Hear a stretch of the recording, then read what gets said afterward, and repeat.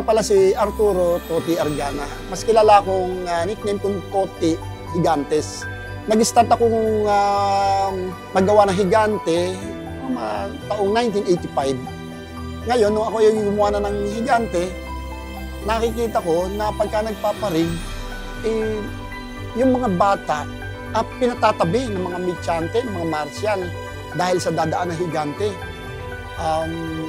Naisip ko, paano kaya itong mga batang ito yung magiging bida sa parada?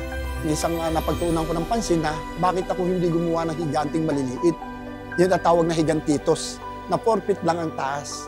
Ang kanilang ginagawa, lalo na pag ako'y naglililok na ng higanting maliliit, sila ay nanonood at nakikialam, pagpipinta. At yun naman ang gustong-gusto ko para matuto. Yung mga bata dating pinalalayo, dahil dadaan ng mga laki higante, ngayon sila na ang bida sa kalsada. Mark, ikaw, para sa'yo, bakit gusto mong nagbubuhat ka ng higantitos? Para po mapasaya ko po mga bata.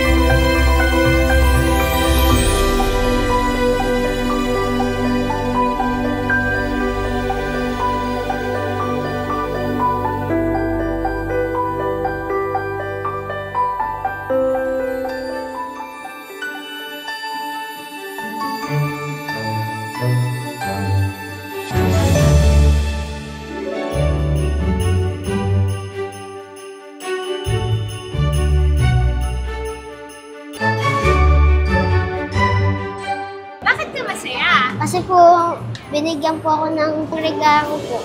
Daming salamat po. Merry Christmas po.